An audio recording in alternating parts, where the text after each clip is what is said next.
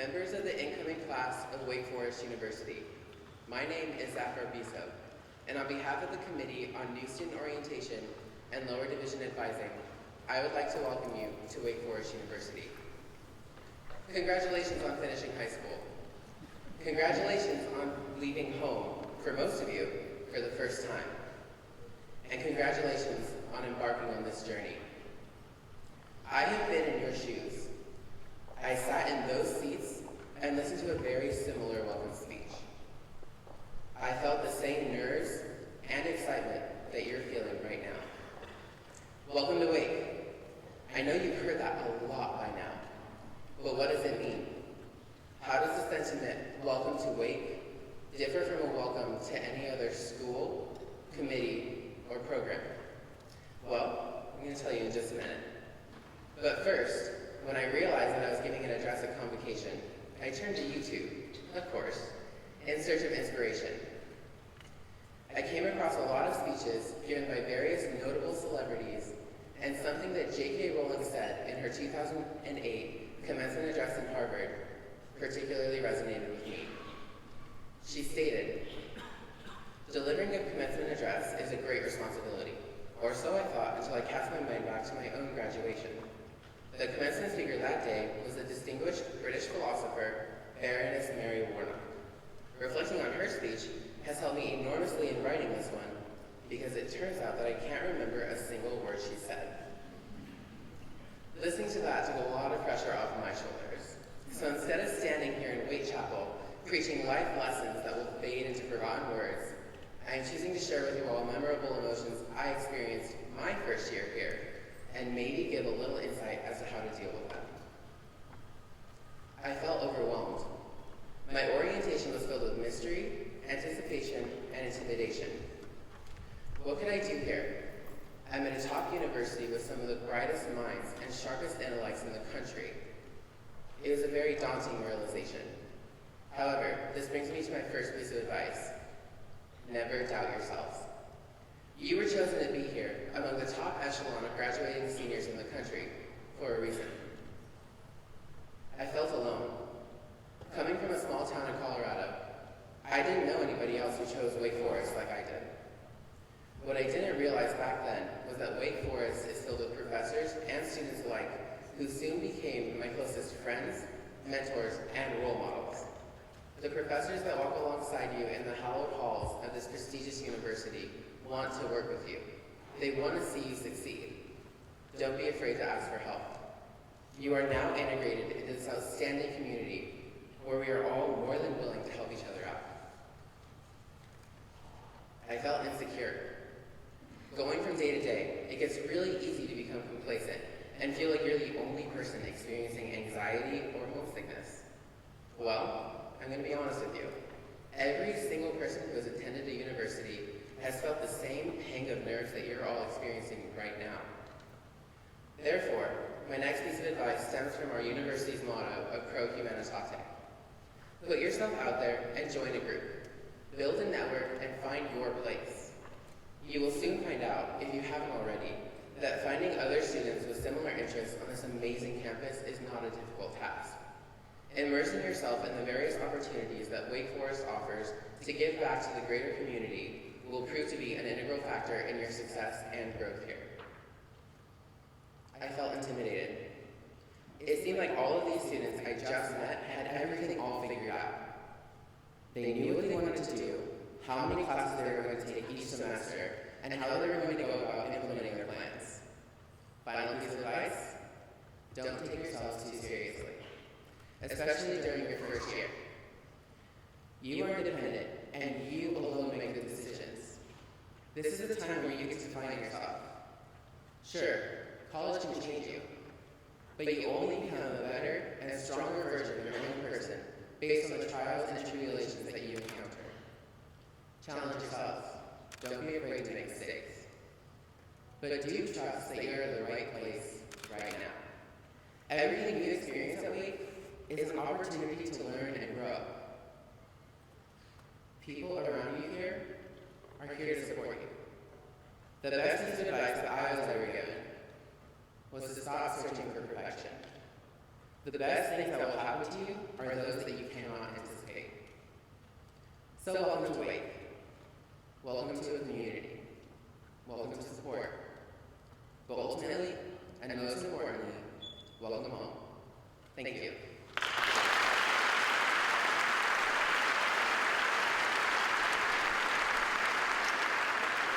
And now, to perform the University Convocation, please join me in welcoming University Chaplain Tim Hoffman. Thank you.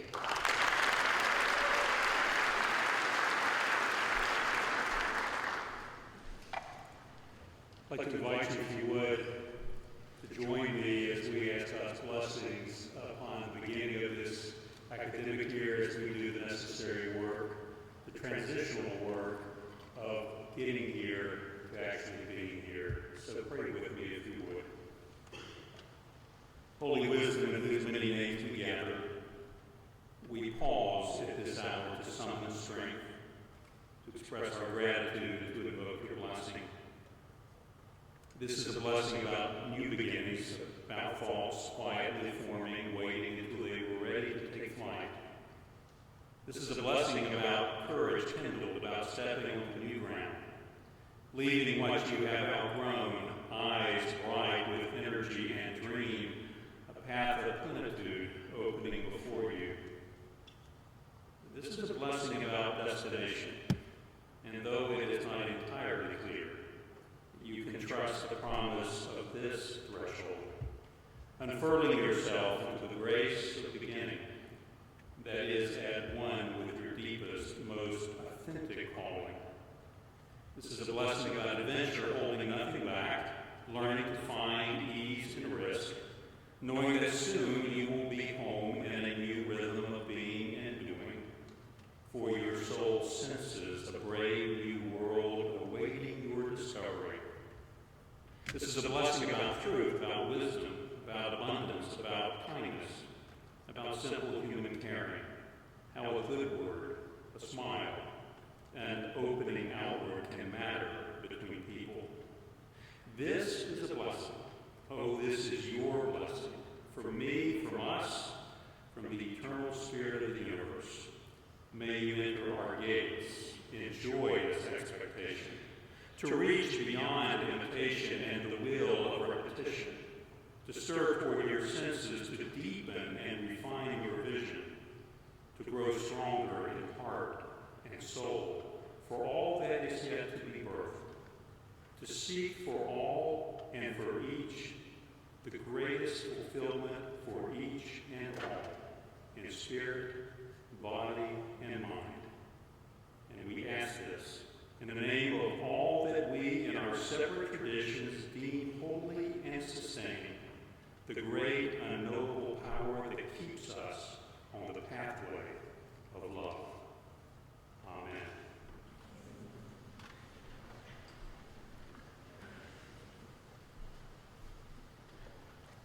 Our first speaker today is Dean of the College, Jacqueline S. Petro. Dean Petro received her Bachelor of Science degree in Biochemistry at Albright College and her doctorate in Biological Chemistry at the Pennsylvania State University College of Medicine. She was co-founder, chief scientific officer, and director of Gene Informatics Incorporated in San Diego, and has held research and faculty positions at Sturt's Research Institute and the University of Albany. Dean Petro, who joined the Wake Forest faculty in 2003 as Reynolds Professor of Computational Biophysics, has built a reputation for her work across many disciplines, and has mentored undergraduate students in biology, physics, chemistry, and mathematics. Please join me in welcoming Dean Petro.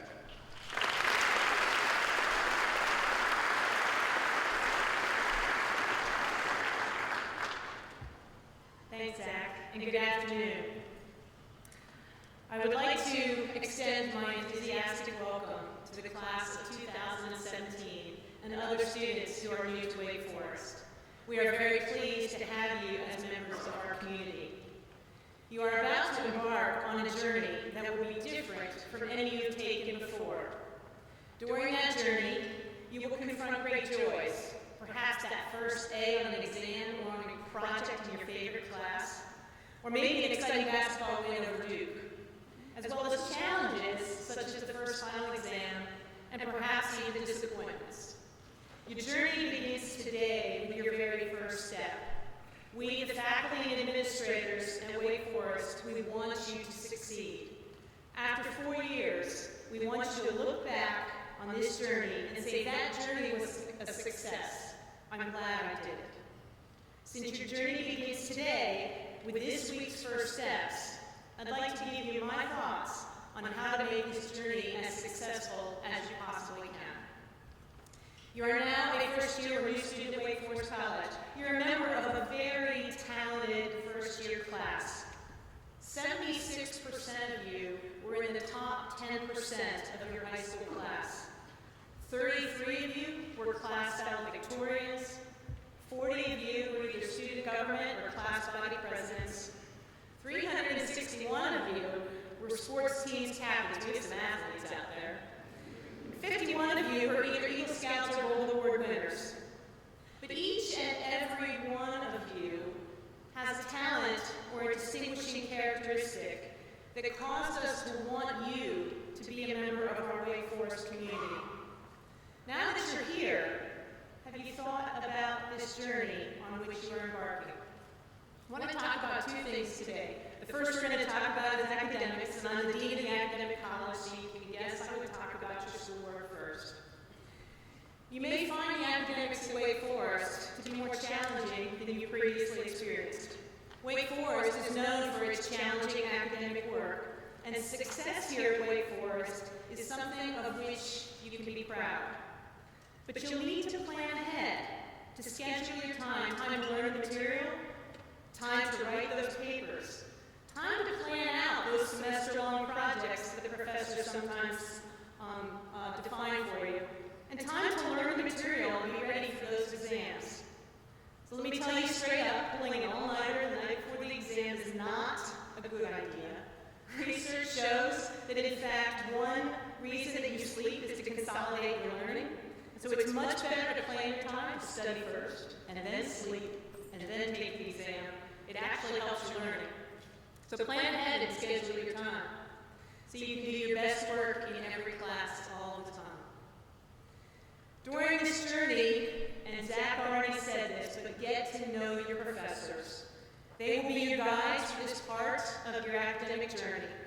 We can seem pretty kind of funny looking in these gowns and these hats, but Wake Forest professors are approachable. They really want to get to know each and every one of you. And you know what? The best thing about these professors is that they can be your best advocates. They can help you to find the passion that you do not yet know you have. So during these first weeks and months of your journey, I want each of you to make a commitment. Go up after class and introduce yourself to your faculty member. Tell them that you're interested in the course and you want to get to know more. Get to know the faculty fellows assigned to your dorm room. You'll be glad you did. And if you hear a rumor that a professor is challenging or a course is challenging, take that course anyway. Don't go to ratemyprofessors.com and just make a list of the easiest courses. Not a good idea. Instead, make it a habit to identify those professors and those courses that are particularly challenging. The most valuable learning experiences that you're going to have here at Wake Forest are not those that garner the easy grades to boost up your GPA, but those that will push you harder, that will make you reach further than an easier path would have. These challenging professors will push you to excel, and they will push you to exceed those artificial limits that we all set for ourselves. And this experience will benefit you throughout your entire life. During your academic journey, take advantage of the opportunity to study abroad. The most quoted regret of Wake Forest alums is what? They never studied abroad and wish that they had. Don't let that happen to you. You can study abroad with any academic major if you plan ahead and schedule your time. So make sure you do that. So that's academics. The second thing I would like you to consider as you begin your journey at Wake Forest is your involvement in our campus community. You have chosen Wake Forest, a residential college, and community involvement is an integral part of the residential college experience. Your community involvement and your personal development as a member of that community is essential to the things that we value at Wake Forest. This might sound like a euphemism, but this is now your community, and this community will be what you make it. This year, our summer academic project is designed to encourage you to think about food justice here on campus, here in the Winston-Salem community, and more broadly in the world. At Wake Forest, we will be challenged to think critically and to engage in public and respectful dialogue. This is not about listening only to those people with which you agree, but also listening to a talk with which you think you disagree, or attending a show or an art performance that doesn't seem interesting at face value. So to be sure to take in our Voices of Our Time speakers, our Seacrest Artist events, and the many other events on campus. Joel Salatin's talk yesterday was the first of many that will be available to you. And these talks are interesting, and you may learn something, even if you don't agree with everything the speaker says. You'll find your experience here at Wake Forest enhanced, and your understanding of the world shaped by these community experiences. Beyond those types of experiences, be sure to experience our spirit's traditions. At Friday's session on the making of the Demon Deacon, you were all made into Demon Deacons. You learned to roll with the quad. Now, I have to admit, rolling the quad is something we do after an exciting athletic event. And I have to say, throwing toilet paper into trees must look pretty weird from the outside. But rolling the quad is really fun. I know it from personal experience. And it is the only time you get to vandalize property without legal consequences. But I should add a side note, I have heard from students in the past that it is not a good idea to take every roll of toilet paper from your dorm room and throw it in the quad, even if you did be Duke. It's never a good day when you get back to your dorm and realize it's going to be till Monday that you get new toilet paper. So just take that as a bit of advice. Beyond the spirit traditions, be sure to experience our service traditions. Project Pumpkin, Hit the Bricks, Wake and Shake, our favorite events. Where else can you have fun and help people at the same time? If you participate in these Wake Forest traditions, both service and spirit, you'll be surprised at how connected you feel to each other and to the Wake Forest community. And what about getting more involved? Be sure to go to the Student Involvement Fair next Tuesday, the Tuesday after the week after classes start. And don't be afraid to take a leadership position. The great thing about our small size is that you can take a leadership position right from your first year, and each of you have a contribution to make. Don't hesitate to start making it. Being part of our community means upholding our honor code. And I know you heard about the honor code on Saturday morning, but since I'm the academic dean, I want to mention it here because it is part of our community, and I want to talk about it in the context of our community. According to our honor code, the Wake Forest Honor Code, each of you pledge in all phases of your life not to cheat, plagiarize, or engage in other forms of academic or social misconduct, deceive, or steal. The very strength of our honor system derives from the commitment of each and every community member. That is students, faculty, staff, and administrators to uphold its ideals. And you are now a member of this community. So I've described much about your academic involvement and your community involvement at Wake Forest. Both are important. I have one of my final pieces of advice for the Wake Forest class of 2017. And that is to be intentional about your journey. What do I mean by intentional? By intentional, I mean with thoughtfulness and purpose. Think carefully and intentionally about what you hope to gain both inside and outside of the classroom, and then research how Wake Forest can help get you there. Explore department and program web pages, talk to your academic advisor, talk to your faculty members, and consider carefully the academic resources available to you. Challenge yourself. Take the harder academic path and the different community engagement path. By the end of this journey, you will have a greater understanding of yourself and the meaning of your experience at Wake Forest. Intentionally consider your path outside of the classroom. With our academic expectations, you can work pretty hard. And as I've said, working hard is a good thing. And you will hear the word Wake Forest. Students banter it around all the time. But our surveys show that in fact our students do not study more than they do at other top institutions. But rather, our students tend to fill their hours with many variety of outside activities. So we want you to be involved, but we also want you to have balance. Be intentional. Pick and choose your activities so that you're not stretched too thinly. Only you can find the right balance between academics, community involvement, and fun activities that's right for you. Be intentional about getting to know others. Now that your parents have left, you may feel left out, as Zach mentioned, like you feel like you don't belong. But make no mistake, being in a totally new place is hard on everyone.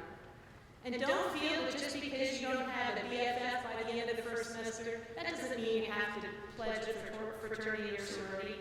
True relationships take time to build. You'll make many friends by being yourself and interacting with different people. Finally, to make this journey as successful as possible, you must intentionally take responsibility for it. It is your journey. It's not mine. It's not your parents'. Your faculty can tell you what classes to take. Your peers, they can recommend really fun things to do. And if you look at your parents, quite honestly, they'll probably tell you what not to do. But only you are responsible for your own path. Every twist and turn in this path is yours to choose or not. So I ask each of you, new members of our Wake Forest community, what will be your journey? And what will your experience in our community be? Take time. Be intentional and thoughtful about these first steps during your first year, about your steps in the classroom, and about your steps as part of the community. Take responsibility for your Wake Forest journey so that you can look back in 4 years and say, I am really glad I made that journey. I welcome you to the class of 2017 to Wake Forest, and I look forward to getting to know each of you. Thank you.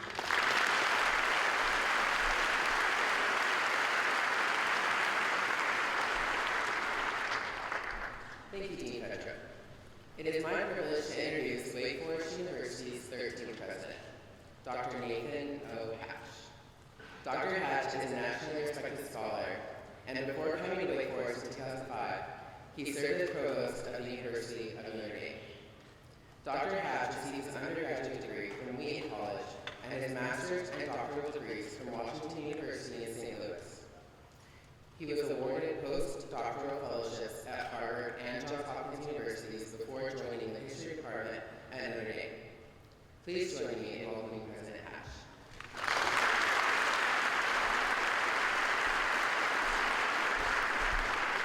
Good afternoon.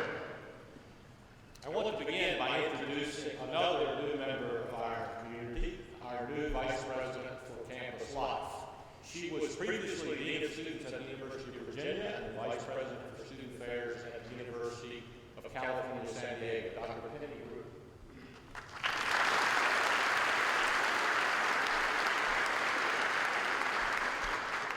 I would like to tell you 3 stories about my own college experience. In my first semester in college, I had a history professor who picked on me. When I raised my hand to respond to questions, he seemed to respond by showing how limited my answers were or throwing me a curveball that I could not hit. He singled me out for tough assignments. Early in the term, he assigned me to do a report on a lengthy treatise by Niccolo Machiavelli, whose name I had never heard of. And he said, try to make sense out of this book without looking in any encyclopedia. Of course, that was before the age of Google and Wikipedia. When I did well on an early test, Professor Hutchinson wrote in response, Nathan, I will send up more flack next time. George Hutchinson picked on me, and you know something? I loved it. He had a keen sense of how learning takes place, that a student's mind is not a bucket to fill, but a fire to light. I found that history class engaging, energizing, not easy to be sure, but it evoked my curiosity and generated a passion for history that I continued for a long time. At Wake Forest, our goal is to pick on you in this way. This campus is honeycombed with tremendous learning opportunities. It's a banquet to which you should bring healthy appetites. We are blessed with hundreds of faculty members who have given themselves to the study of the marvelous world in which we live, from molecular biology to the dynamics of modern political life, from the insights of Aristotle and Augustine to the forces at work in Wall Street markets. Faculty love to have conversation partners, so make sure you engage them at every opportunity. Let me also share a second story. The single most valuable class I had in college was with a professor whose classroom did not buzz with electricity like the earlier history class I mentioned. But Professor Tom K. also understood learning. In a 15-week term, this class in medieval history assigned 12 papers from a broad list of suggested topics. I remember spending 2 solid days per week on the research and writing of those papers. By the end of the term, something had changed. I had a sense that somehow I could argue a point better. I could write with conviction. It was as if my mind had gone to the weight room regularly for conditioning. I walked out of Professor K's class, however boring it was, a far more capable and confident person. I mention this to encourage you to learn how to focus and to concentrate. Learning requires silence and solitude, something increasingly rare in our world of iPhones, iPods, Facebook, texting, and Twitter. Gail Collins made an interesting point in the New York Times, talking about leadership development. She said, I think it's hard to be great without the ability to concentrate. The more distractions we build into our culture, the harder it is to develop serious thinkers and planners. And over the last 50 years, our span of attention has collapsed to that of a hyperactive gnat. Don't get me wrong. I think it's wonderful that you can have your devices and connect with anyone at any time. But the point is that you also have to learn to focus and concentrate. Francis Bacon said once, some books are to be tasted, others are to be swallowed, and some few to be chewed and digested. My advice is that on occasion you cut your media umbilical that we all so cherish so that you can practice the art of chewing and digesting an article or a book. My final story has to do with a class in classical Greek that I took. It was an introductory course, and it promised to be dry as dust, memorizing new alphabet, conjugating verbs, struggling with vocabulary. But the class was anything but boring because of the teacher, Professor Jerry Hoffman. He had an infectious love for his subject, and for awakening us to what was really important in life. Today I remember very little of the Greek that I learned in that class, but I remember many valuable insights and lessons learned from a marvelous human being whose values and approach to life I came to deeply admire. It was not so much what he taught, but it was how he approached life that I learned from him. I trust your coursework here will not be in any sense narrow and academic. At this place, we invite you to ask big questions. What can I know? What ought I to do? And what can I believe? How can I serve? A generation ago, polls tell us that 85% of entering college students expected to develop a philosophy of life while in college. Today, less than half of students answer the same way. We at Wake Forest are committed to educating the whole person. We believe that a college should develop one's mind and one's character. This community of learning extends from the classroom to the football field, from the residence hall to the student center, from international programs to the lounges of fraternities and sororities. Take it all in. And as you navigate this, think hard about what you believe and what you want to do with your life. My advice today is very simple. First, engage the faculty. They love to have conversation partners. Second, learn how to focus and concentrate. Some matters are worth chewing and digesting. Finally, wrestle with the big questions about the meaning of life, about your own passions and commitments, and how you want to make a difference in the world. On behalf of Wake Forest, let me say how delighted we are to have you as members of this community. Welcome to the conversation.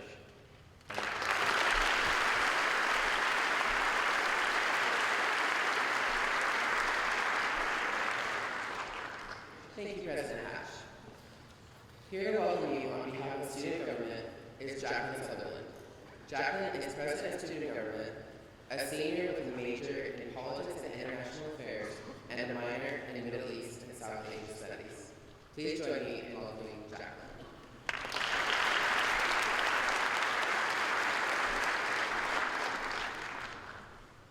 Good afternoon.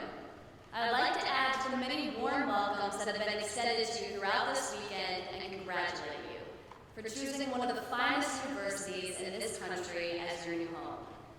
You have entered the gates, filled your rooms with black and gold, and the really exciting part is, this is just the beginning. When I was first asked to speak today, I thought to my 3 years as a tour guide, fully confident that I would be ready to answer any potential question based on the very colorful array of inquiries that have been posed to me on tours. Trust me, I've been asked pretty much anything and everything, from what time is curfew freshman year, to public nudity, what is the school stance on it, to my personal favorite, now what is the exact percentage of students who fall off the top bunk? Well, after reviewing these questions, I realize that they may be slightly off base from what you all are wondering about sitting here today. So I may not know exactly how many students fall off the top bunk, although I'm almost positive that we've never lost a first-year student that way. But I do know that Wake Forest will offer you more than education. It will empower you to become your best self by offering you a seat at the table. This past summer, I spent my days scouring Capitol Hill for breaking news and shouting renowned reporters as an intern for Fox News in Washington. Now picture this. In July, I attended the press briefing for Congressman Boyer, the House's Democratic Minority Whip. After passing through the Capitol building's very rigorous security, the TSA looked like teddy bears compared to these guys. I walked down the marble corridor into an ornate room with a fireplace on one end and this old mahogany table in the center.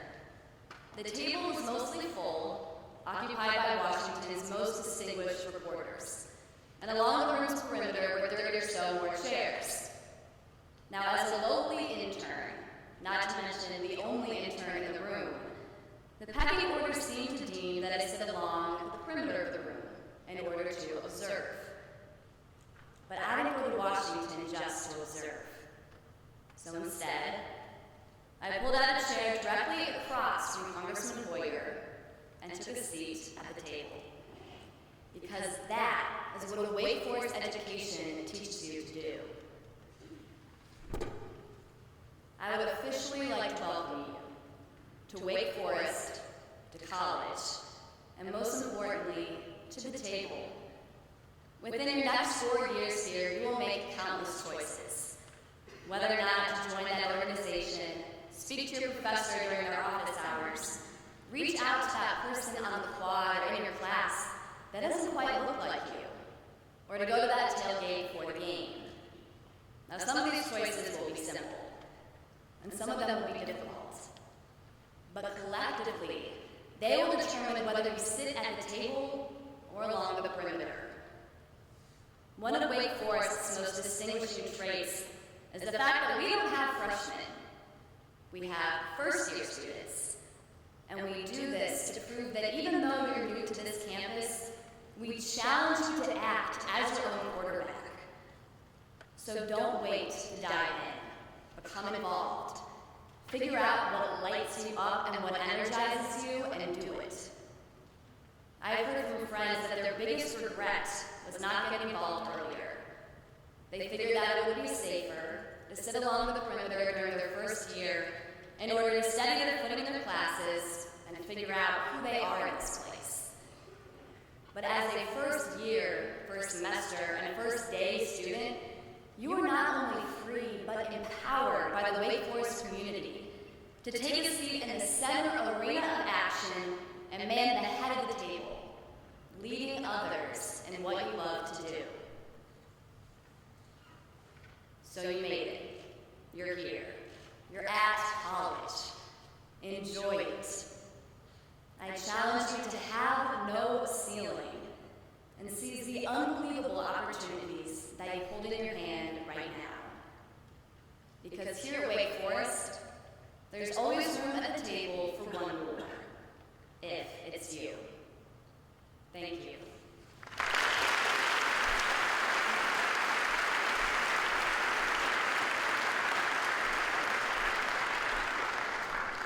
Thank you, Jacqueline. Presenting this year's award for excellence in advising is Associate Dean for Academic Advising, Christy M. Buchanan. Dr. Buchanan received her BA from Seattle Pacific University and her doctorate from the University of Michigan. She came to Wake Forest University in 1992. She has been a professor of psychology and has worked closely with our advising and orientation programs over the past 2 decades. Please join me in welcoming Dean Buchanan.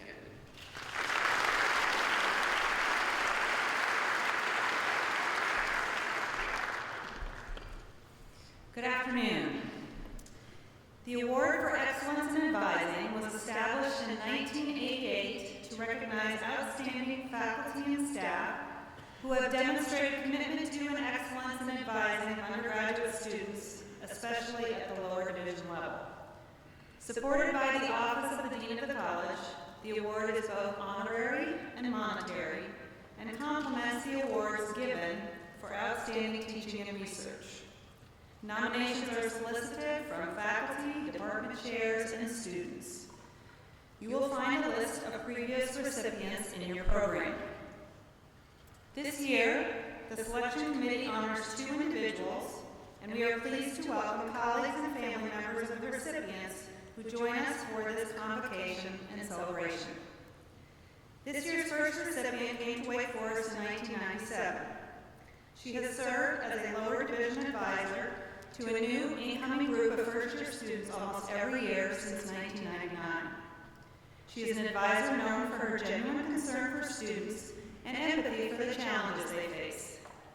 In the words of her department chair, she is the type of professor who tends to have students seeking her out for advice, whether she's the student's formal advisor or not. Some illustrative comments about this person from advisors who nominated her are, she genuinely cares about me and the classes I want to take, and she is an extremely good advisor. She cares about her advisees and always has an open door. She listens thoughtfully to any problems and offers sincere and helpful advice, not just about signing up for classes, but also for other things like deciding on a major. This advisor has gone beyond the call of duty, helping advisors with problems ranging from finding transportation for important off-campus needs, such as a medical appointment, to working through an honor code issue. She regularly makes students aware of campus resources and alerts the appropriate office when a student is struggling.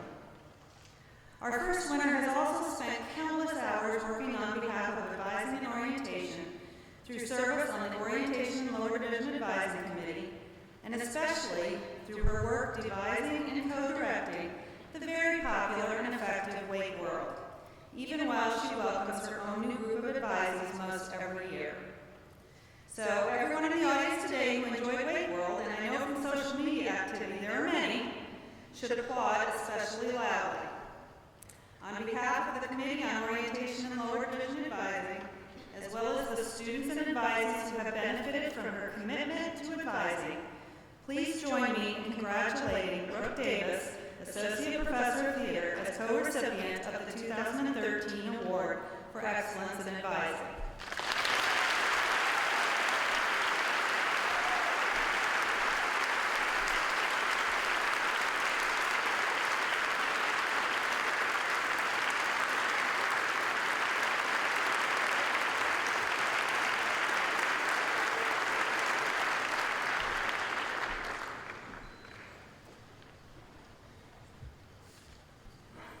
today's second recipient has deep roots at Wake Forest.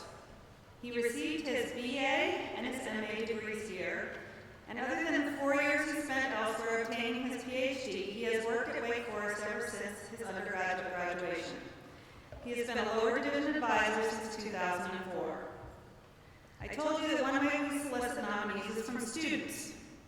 In the 9 years this winter has been advising, he has accumulated an unusually and notably high number of student nominations.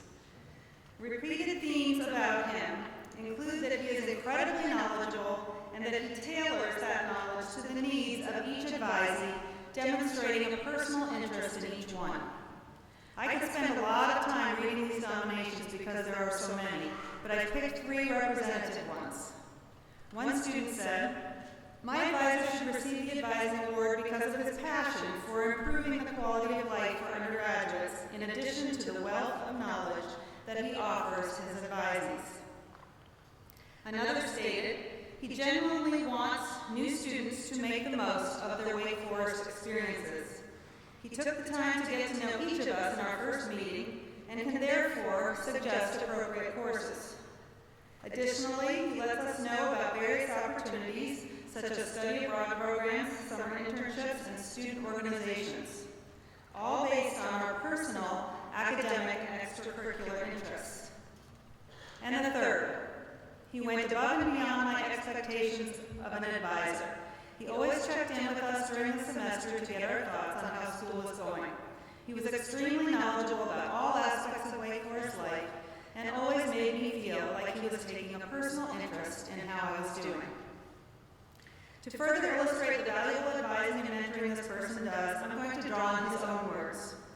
When he was interviewed for a recent article on mentoring, he stated, "I counsel students about using our resources effectively to reflect, act, and reflect some more about the whys of disciplines, majors, overseas study programs, and postgraduate plans.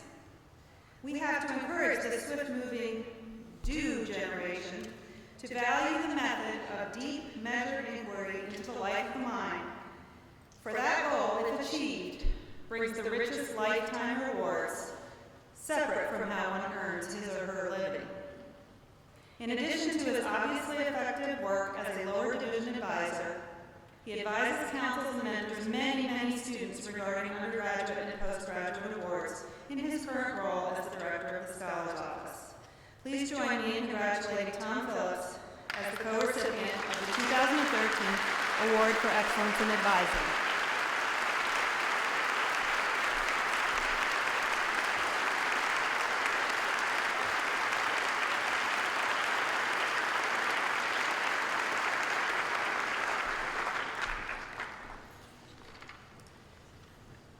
Okay, as Associate Dean for Academic Advising, I want to add my personal welcome to those of the other speakers today. If you haven't already figured this out during orientation, I am the face behind all of those emails you received from the Office of Academic Advising over the summer, reminding you of deadlines and giving you information about such things as advisors and orientation. I sent you my first email on May 24th, giving the count of 89 days until orientation. Now, here we are. Orientation is almost over, and you are ready to begin classes. Between the end of May now, you have already accomplished a great deal.